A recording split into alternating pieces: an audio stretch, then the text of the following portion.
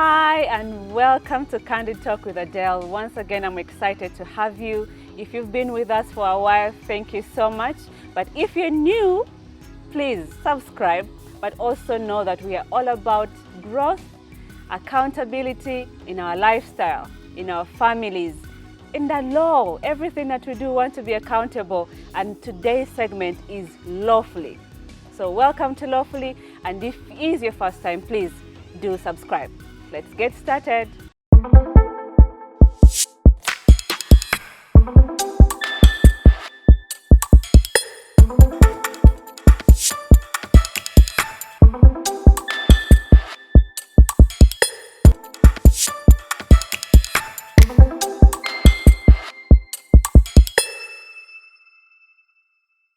Welcome back. My name is Adelle, obviously, and I am hosting a very important person to me. Yes, she's very important to me as a person, but before I introduce her, we are in a place called Inyamat Gardens in Ntinda. It's Kampala, Ntinda, then Chigowa Road. That's where you find them. All the amazing things that they have, the food, the venue for all small functions, bridal showers, wedding meetings, anything. This is where you come to when you want those. So thank you. If you can come and spend some time here, I'm sure they will be glad to host you. Now, back to my guest. We have so many things in common. We are both very interesting women. We are lawyers. We all have a master's in oil and gas law. Yes, yes we do. We are women in sport. We love sports, yes. And if you know that introduction, then you know who I'm talking to. And I am very happy to introduce you and welcome you to this show, Mercy. Mercy Munduru Nyakuni, married, a wife, a mother. Wow, you're welcome. What an introduction. I'm so pleased to be here, and Yeah. I'm so proud of you. Thank you for the Candid Talks with Adelle. With a wealth of information that we always find on your channel. Thank so I'm you. very honored to be here. I didn't think I would be here. Why not? I was enjoying watching the Why content not? on YouTube, but I'm so honored that I get to sit here and share this space. Thank with you, lovely. Yeah. We have so much in common. Do you know that? Very well. I think in another world we are soul sisters. Yes. And how is your family? How is the little one? My family is great. Of course, as you know, it's not easy juggling, being And a also now mom, you're being ahead a of wife. programs at Action Aid. Yes. Congratulations. Thank you. Powerful woman. Yes, we thank God. And It's really amazing. welcome. Thank you so much. Today's conversation is more about families. That's why we're talking about our families. And we're trying to go to the basics, especially if you're a young woman out there and you want to get married. Please subscribe and pay attention because we're talking about marriages. Who is supposed to get married in this country? It's very interesting talking about married when I'm married. Yes. I think for the past couple of, I don't know how many years, I was talking about marriage when I was not married. So it feels a bit different now. Yeah, now that you're married and you're talking Now about I it, it's understand more who authentic. can get married. Who can get married in this country? Yeah, ultimately a person above 18 years. And marriage also has to come after the parties that intend to get married have consented. So that means that you should not force the other person into, being married. So you must both consent to being married, and you must be above the age of consent. But you must also not have any relationship, especially being closely related in terms of your lineage, in terms of, you know how our African cultures are structured. So you cannot marry your brother or your sister. How do you even start doing that? Exactly. So that's a person that can really get married. The other nitty-gritties really depend on the type of marriage that you want to subscribe to. And of course, that's what we're going to get to. So there are very many young people out there who are thinking of getting married, but then they are worried because for all they think about is this exorbitant thing that we do, the wedding meetings, and then it's 100 million budget, and you can't afford. So we've had so many people fail to take that step. What are those types of marriages that young people can actually consider? I personally believe that as long as somebody meets the requirements for who can get married, they can get married in any form, depending on what they will choose. But what's important in marriage is the legality. Yes. Unfortunately, that's what we forget. When you think about marriage, like you said, everybody is thinking about the pompous bit, how will the gown look. Even the motives become different altogether. I got married a couple of years ago because now the decoration I see is in hundreds of millions. Mercy, I can't afford it right now, but it's okay. Yes, so people usually are taken up by the luxuries around marriage, but marriage should be more about the legality. Is your marriage legal? Has it followed the legal aspects around marriage for it to actually be a good marriage? So in our laws, we have different types of marriages that have been recognized.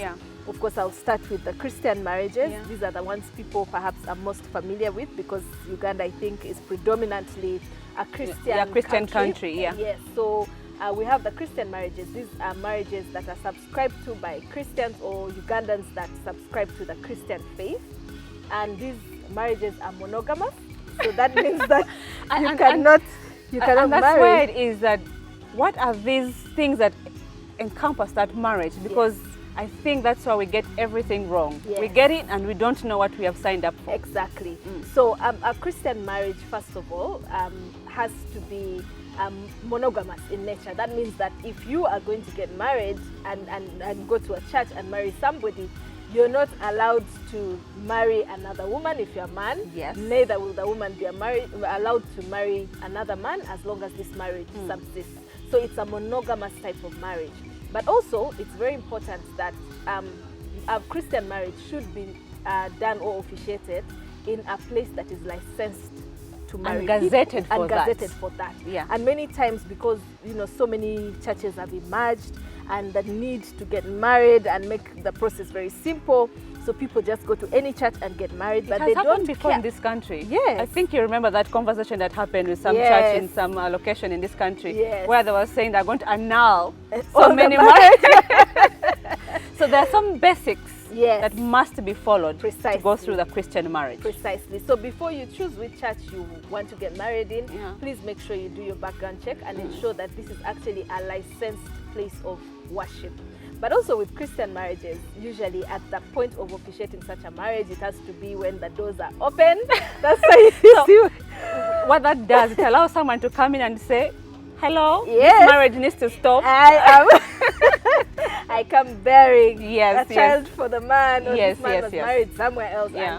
So that's just to make sure that the process is legal, it has no controversies, and that it's done in a very transparent manner. And there's a time span within which these marriages can be contacted. Very true. So that is very important.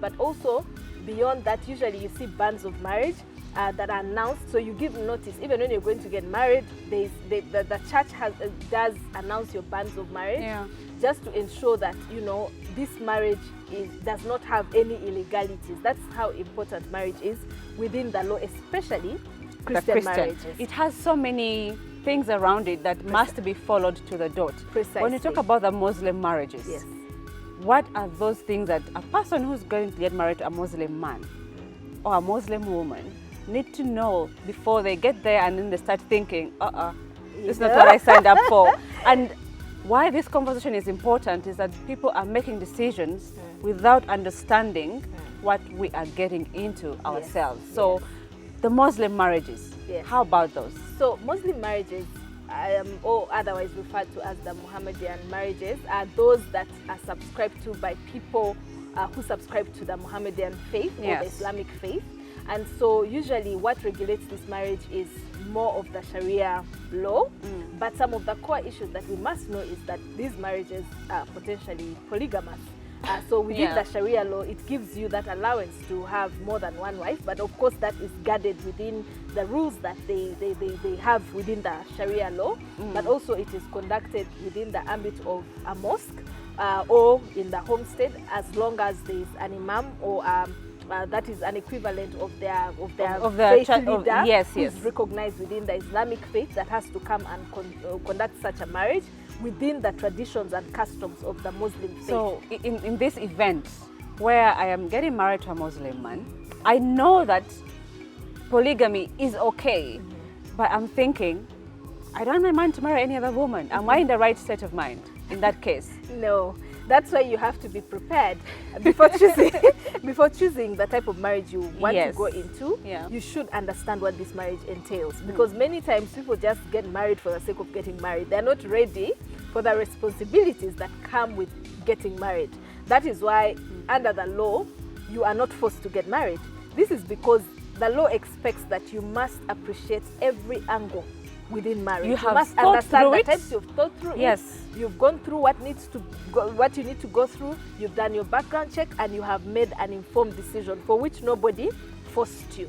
Very true. Yeah. So when that happens, if you've done your background check, then you shouldn't be surprised if your man gets another wife, because you know you're contracting a marriage that is potentially polygamous, although at that time you may be the only wife.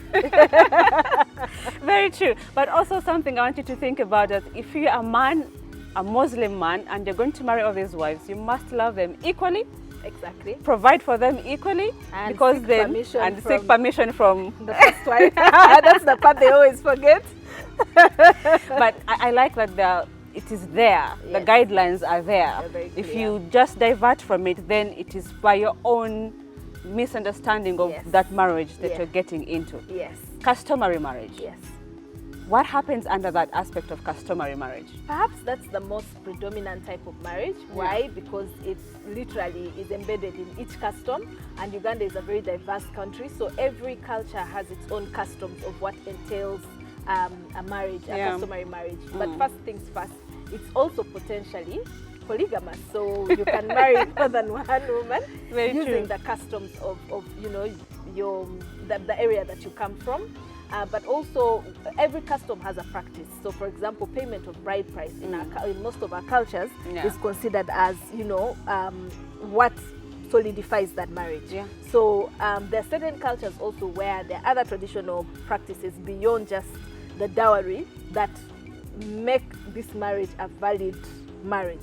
So customary marriage, just like the Islamic marriage, the person can contract more than one marriage as long as the marriage meets the demands of that particular custom under which they Speaking about that, can I move from a customary marriage to a Christian marriage?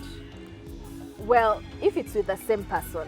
If you have one woman, one man. That same woman with whom you're going to move into the Christian marriage. I think that's the reason why we always do what we call kuchala, and then you do the traditional one, and then you do the church one. Because it is one man and one woman. Yes, and I've always had questions around that as well, because many times then we've been also grounded to think that traditional marriage is not marriage enough.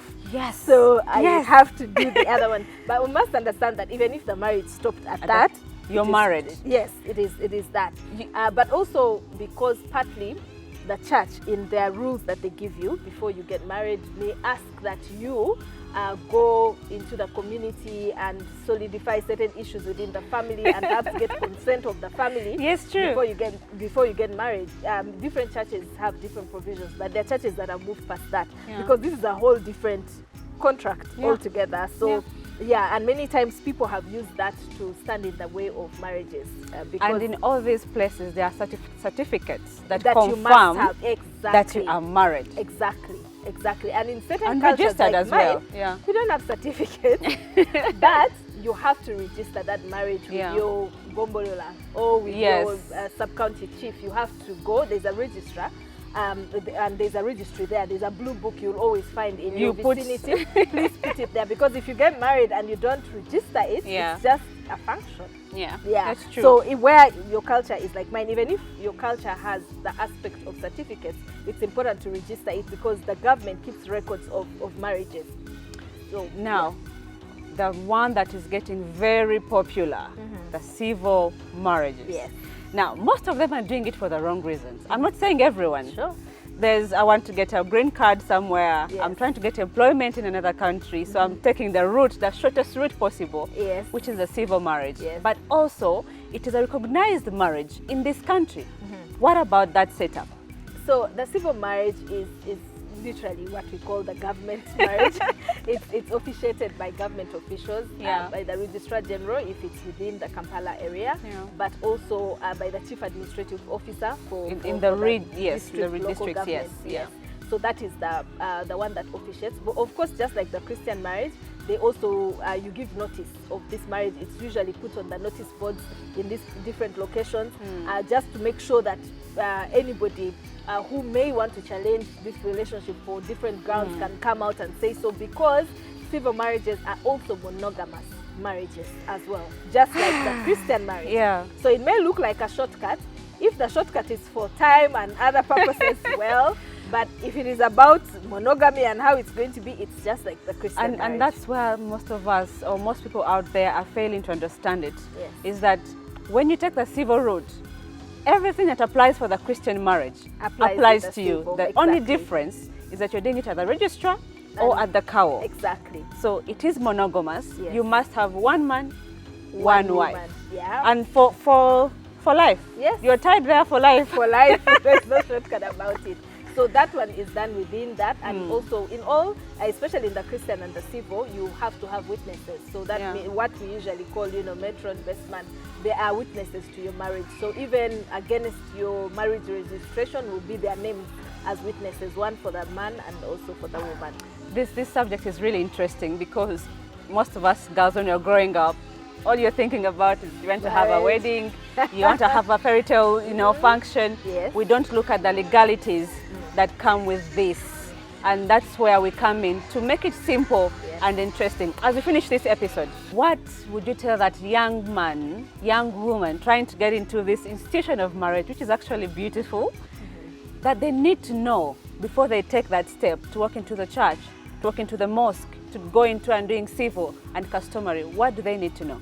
You must understand, and I think for me that is the quote that they can go with from this conversation, that the most important thing in marriage is legality, not the luxuries around marriage. So focus on the legality, because you may have all the luxury, as long as there is no legality within this marriage, then it is in vain. So you would have spent money in vain for something which is not legal or not recognized with the law. And also with marriage comes a lot of protection for both of you, and also privileges that come with marriage. So make sure that as you prepare to get married, one, that you consent to it, you do your background check, you understand marriage and know that it's a long-term commitment. Don't go into it for the pressures of it or because of the luxuries that are around it. Make sure that you understand both the legalities, but also the fact that this is a lifetime commitment that you're getting into. Awesome. Oh my God. I wouldn't put it any other way. This conversation has been really exciting, and I encourage you to subscribe, because what keeps us moving is a subscription, really. So please subscribe and leave a comment, because next week we'll bring you something we call cohabitation. Are you cohabiting? Please subscribe, and if you can, come to Inyamat and enjoy the meals as you watch Candid Talk with Adelle. Bye.